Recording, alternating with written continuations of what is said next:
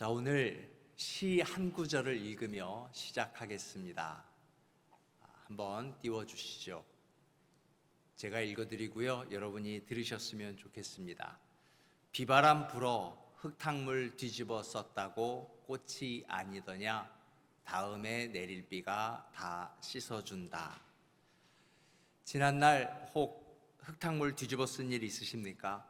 다시 내릴 비로 깨끗해지시기를 축복하여 드립니다. 5월의 첫 주일입니다. 하나님 만나십시오. 좋은 만남보다 더 큰 축복은 없는 듯 싶습니다. 만남이 좋은 공동체를 이끌어 가는 것입니다. 좋은 만남보다 더 중요한 것은 그 만남을 가꾸어 가는 것입니다. 좋은 만남을 축복된 만남으로, 의미 있는 만남으로, 나아가서 목적 있는 만남으로 가꾸어야 하는 것입니다. 바로 그곳이 교회입니다. 예배를 통해 하나님과의 만남을, 그리고 교우들과의 만남을 잘 가꾸어가는 예쁜 정원과 같은 교회가 되었으면 좋겠습니다. 그런 의미에서 또 하나의 사역, 디베라 사역도 시작되는 것입니다. 갈라디아 교회는요, 좋은 만남이 있었습니다. 그런데 그 만남을 가꾸어 가지 못했습니다. 교회는 그리스도의 영광으로 채워져야 합니다. 그것은 바로 하나님의 은혜인데, 갈라디아 교회는 그것을 채우지 못함으로 오히려 은혜가 소멸되어져 가고 있었습니다. 여러분, 다시 한번 말씀드립니다. 교회는 하나님의 은혜를 담아야 합니다. 그래서 감사하고 감격하며 잊지 말아야 하는 것입니다. 그 하나님의 일을 고백하는데 하나님 앞에서 우리가 드리는 찬송과 기도가 바로 우리가 담아야 할 은혜임을 알고 하나님 앞에 고백하는 것입니다. 그런데 갈라디아 교회는 그것에서 떠나려고 하고 있는 것입니다. 그러니 아무런 좋은 만남을 가지면 뭐합니까? 그 만남이 가꾸어지지 않는데요. 자, 그러면 만남을 가꾸다, 좋은 만남을 가꾸면 어떤 일이 일어날까요? 서로가 서로를 잘 알아가는 것입니다. 성도에게 가장 중요한 것은 하나님을 알아가는 것입니다. 하나님은 어떤 분이십니까? 오늘 본문 6절에 보니까 하나님은 우리를 불러주시는 분이라고 했습니다. 그리스도의 은혜로 너희를 부르신 이라고 했습니다. 왜 불러주셨을까요? 이게 하나님의 은혜입니다. 그냥 거기 놔두면 안 되니까 우리를 건져주셨습니다. 구원의 은혜이지요. 구원받은 우리가 이 공동체 안에서 그냥 게으를 수 없으니까 성숙하고 성장하기 위해서 우리에게 사명을 맡겨주시며 하나님을 알려주십니다. 양육의 은혜이지요.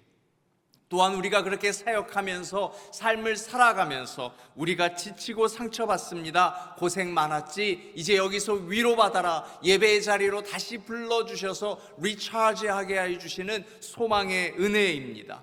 나아가서 우리 모든 공동체를 62년 동안 이끌어주신 이유는 우리의 모두를 이 땅에서 거룩하게 하시려고, 이 모든 것이 바로 하나님의 은혜다라고 하는 것입니다. 우리가 그렇게 부름을 받았습니다. 부름을 받았다, 그것이 은혜입니다. 그렇다면요, 이제 뭐 해야 될까요? 은혜를 담은 우리는 무엇을 해야 될까요? 은혜는 부르심이라 그랬습니다. 그러면 그 부르심에 반응하는 것은 당연히 따라가는 것이지요. 누구를 따라가야 할까요? 부른 분이요, 우리를 부르신 예수 그리스도를 따라야죠. 그런데 갈라디아 교인은 그리스도를 따라가지 않았다고 오늘 본문에 얘기합니다. 다른 복음을 따라가 버렸답니다. 다른 복음, 하나님을 떠나버렸다라는 얘기입니다. 거룩함을 버리고 하나님 나라의 영광을 버리고 구원에서 떠나버렸습니다. 어디로요? 다른 복음으로요. 말이 재밌습니다. 다른 복음이요. 다른 복음이 있어요? 없습니다. 그런데 왜 다른 복음이라고 얘기했을까요? 바로 7절입니다. 존재하지도 않는 것을 왜 말하는가 하면 다른 복음 때문에 우리가 교란하여졌어요. 하나님의 질서가 무너졌다라는 겁니다. 질서는 세우고 지키는 것인데 이것이 무너져 버렸습니다. 그래서 복음이 변질돼 버렸습니다. 우리의 믿음이 변덕스럽게 돼 버렸다라는 것입니다. 여기에 누가 당했습니까? 아담과 하와가 무너졌습니다. 가인이, 가룟 유다가, 박태선 장로가, 이장림 목사가, 지금도 수없이 많은 사람들이 바로 다른 복음에 무너지고 있습니다. 여러분, 우리가 알아야 할 것은 복음은 하나뿐이라는 것입니다. 그 외에 다른 복음은 있을 수가 없습니다. 그러므로 구원에 이르는 길도 하나뿐이며 그 길은 오직 그리스도를 통한 길이며 태초부터 마지막 종말에 이르기까지 모든 사람은 오직 그리스도를 통해서만 구원받을 수 있다는 사실을 기억해야만 하는 것입니다. 그리고 우리가 참된 신앙에 머물러 있기 위해서는 오직 복음으로만 인하여 복음을 받아들이고 마음속에 헛된 것을 받아들이지 않기 위해서 우리가 삶에서 그 말씀을 살아내는 것, 그리고 복음으로 도시를 덮는 것이 우리가 해야 할 최선의 일임을 알고 살아가는 것입니다. 왜 이렇게 흔들리는 걸까요? 왜 이렇게 믿음이 변덕스러워질까요? 왜 이렇게 교회의 질서가 깨지게 되는 것일까요? 여러 가지 이유가 있겠지만 갈라디아 교회를 보니까 말씀을 붙들지 못해서 그렇습니다. 말씀을 붙들지 못하니까 믿음이 변덕스러워지는 것입니다. 그래서 믿음은 말씀인 것입니다. 누구나 다 절박함이 있습니다. 아픈 사람도 절박함이 있고 건강한 사람도 절박함이 있습니다. 모두 다 절박함이 있는데 문제는 그 절박함에 어떻게 리액션 하느냐가 열쇠입니다. 그러므로 믿음은 무엇인가? 믿음은 하나님의 말씀 붙들고 우리가 하나님 앞에 굳건히 서 있는 것입니다. 내가 너를 불러냈다는 믿음, 내가 너를 지키겠다는 믿음.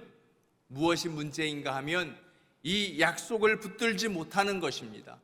왜 붙들지 못하는가? 우리 안에 병이 있어요.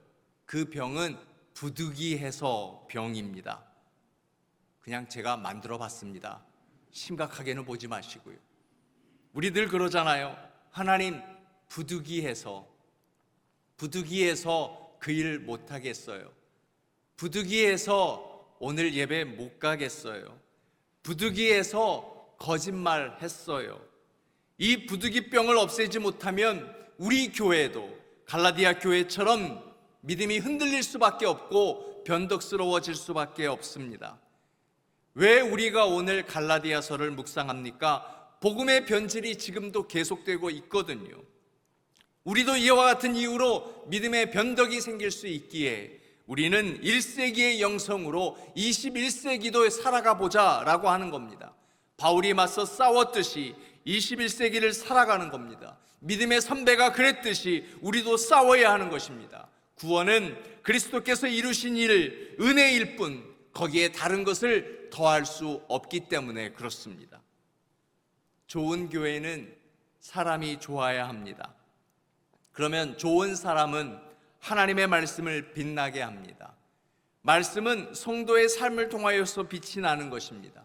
말씀이 나의 법이 되고 질서가 되어서 내 삶을 컨트롤할 때 우리는 건강한 믿음이 되고 사랑이 되고 인내가 되는 것입니다. 그러므로 복음으로 내 삶을 덮는 것, 그렇게 되면 실패 속에서도 슬픔 속에서도 속상함 속에서도 십자가 속에서도 감사하게 되는 것입니다. 나는 그런 교회가 되고 있는가요? 은혜라고 하는 것이 얼마나 두렵고 조심스러운지요. 나에게 요구한 것이 없으니까 중요성을 깨닫지 못하는 때가 있습니다. 갈라디아 교회처럼이요. 저는 이것을 밑이 빠진 믿음이라고 보고 싶습니다. 은혜는 담아야 하는데 밑이 빠져서 하나님이 담겨지지 않습니다. 은혜를 담아야 하는데 담겨지지 않는다는 겁니다. 예배하지 않는 것이 아닙니다. 은혜와 감격이 없는 것이 아닙니다. 깨달음이 있어도 뜨거움이 있어도 빠져나가 버립니다. 없어져 버립니다. 기도하지만 찬양하지만 영성이 살아나지 않습니다. 다 빠져나가 버리는데 뭐가 남아 있겠습니까? 예배 끝나고 나면 기쁨이 남아 있어야 하는데 예배 전과 똑같습니다. 왜 그럴까요? 밑이 빠져서요. 확인해 보십시오. 다 빠져나가 버려서 새어나가 버리니, 밑이 빠져버리니 우리의 믿음은 성숙하지 않고 가꾸어지지 않는 것입니다. 그러니 우리의 믿음이 변덕스러워질 수밖에요. 우리 안에 영성이 잘 가꾸어지면 하나님의 소리를 잘 들을 수 있습니다. 그러나 반대로 우리의 영성이 잘 가꾸어지지 않으면 우리의 영혼이 짓눌리게 됩니다. 영성이 잘 가꾸어지고 우리의 영혼이 잘 관리되어지고 그렇게 되면 우리는 외적인 어려움들은 잘 이겨낼 수 있습니다. 문제는 문제되지 않을 때가 많습니다. 우리에게 무엇보다 소중한 것은 영혼입니다. 영혼을 관리하는 것은 우리들의 몫입니다. 영혼이 잘 관리되어지면 내 평생에 가는 길 큰 풍파로 무섭고 어렵든지 나의 영혼은 늘 편하다. 이것은 우리의 휘파람 소리, 찬송이 될 수 있는 겁니다. 이 세상에 어떤 어려움과 어떤 환난과 어떤 감당할 수 없는 힘든 일이 생길 때라도 평안함을 누릴 수 있다라는 겁니다. 영혼을 관리하기 위해서 우리는 우리의 영성을 개발할 수 있어야 합니다. 영성을 잘 가꿀 수 있는 교회, 그래서 은혜가 넘치는 교회, 우리의 믿음이 변덕스럽지 않은 교회가 되었으면 좋겠습니다. 21세기를 살아가고 있습니다. 세련되고 분주한 삶 한복판에서 오직 우리가 믿음만을 붙들고 말씀만을 붙들고 믿음이 변덕스럽지 않은 교회가 되기 위해서 우리는 오늘 또 하나님의 말씀을, 이 한 가지를 촌스러워지는 것 같아도 이것을 붙잡아야 한다라고 하는 겁니다. 물은 촉촉해야 합니다. 습기가 빠지면 물이 아니지요. 불은 뜨거워야 합니다. 열기를 빼면 불이 아닙니다. 성도는요, 믿음이 있어야 합니다. 성도에게 믿음이 없다, 성도가 아닙니다. 그래서 사탄은 오늘 또 우리에게 믿음을 빼버리려고 그렇게 안간힘을 쓰는 것입니다. 우리의 삶에 풍랑을 일게 하여서 믿음을 흔들어 버리고 변덕스럽게 만들고 있다라는 것입니다. 믿음이 무엇입니까? 성경은 십자가를 보여주며 믿음을 이렇게 가르쳤습니다. 믿음은 자기 포기이다. 내 꿈을 이루는 것이 믿음이 아닙니다. 내 뜻을 관철하는 것이 아니라 하나님의 뜻을 내 삶을 통하여서 조금이라도 나타내 보이는 것, 이것이 믿음입니다. 그리고 믿음으로 성장하는 그리스도인은 내 고집으로 살지 아니하고 하나님의 말씀으로 살아가는 것입니다. 그래서 성경은 정의합니다. 믿음을 두 가지로 정의했는데, 첫째, 믿음은 바라는 것들의 실상이라 그랬습니다. 이것은 히브리서 버전인데요, 지금 우리는 갈라디아서를 읽잖아요. 제가 갈라디아서를 통하여서 우리가 확인한 것은 믿음은 하나님의 말씀이었습니다. 즉 믿음은 복음이다 라고 하는 겁니다. 자, 그러면 바라는 것, 이것은 우리가 소원하는 것, 이루고 싶어 하는 것, 그것이 아니라 바라는 것은 우리의 삶을 말하는 것입니다. 그리고 실상이라는 말은 포스타시스라는 단어를 썼는데요, 이 건축물에서 아래서 위를 받쳐주는 것, 즉 기초를 말하는 것입니다. 이것을 정리하면 이것입니다. 믿음이란 무엇인가? 말씀의 신앙생활이 기초가 되는 것, 이것이 바로 믿음입니다. 내가 믿음이 있는가? 내 신앙생활, 내 삶의 기초는 하나님의 말씀인가? 이것이 아니면 우리의 믿음이 변덕스러워지는 겁니다. 또 하나, 믿음은 보지 못하는 것을 보게 한다라고 했습니다. 믿음의 사람은 천국을 봅니다. 믿음이 있다면서 상황만 보고 이야기하는 사람은 성숙하지 못한 사람입니다. 그러니 변덕스러워지는 것입니다. 천국을 보면 성숙할 수 있습니다. 말씀으로 천국을 보는 것입니다. 한번 볼까요? 마태복음 5장 3절입니다. 심령이 가난한 자는 복이 있나니 천국이 그들의 것이며, 우리는 말씀으로 천국을 보는 것입니다. 성경에서 가난을 두 가지를 단어를 써서 설명을 합니다. 첫째는요, 페네스, 그리고 또 하나는 푸토코스입니다. 페네스는 여유가 없는 가난을 말하는 겁니다. 우리처럼요, 이거 부족해, 이거 사고 싶은데, 여유가 없는 가난을 페네스라고 합니다. 두 번째, 푸토코스는요, 어려운 것입니다. 누군가가 도와주지 아니하면 도저히 내 힘으로 해결할 수 없는, 누군가 일으켜 세워주지 아니하면 도저히 내 힘으로 일어설 수 없는 가난, 그것을 푸토코스라고 하는 것입니다. 우리가 조금 전에 읽었던 마태복음 5장 3절의 가난은 바로 푸토코스입니다. 하나님이 세워주지 아니하시면 우리가 일어설 수 없기에, 살아갈 수 없기에, 호흡할 수 없기에 그토록 하나님을 갈망해야 된다. 그런 가난이 내 속에 있는가 확인해 보라라고 하는 겁니다.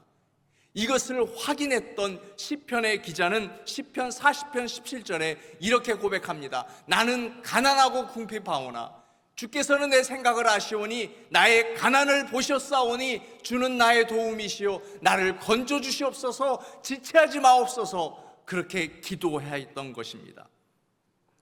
하나님의 은혜를 누릴 사람, 믿음으로 사는 사람, 천국을 본 사람은 이와 같이 가난한 마음입니다. 새벽에 나누었던 나오미의 갈망처럼, 또 다윗의 갈망처럼, 그리고 이제는 우리 모두의 갈망이 되어야 한다라는 것입니다. 저는 아이들이 뭐든지 잘 먹는 것이 좋습니다.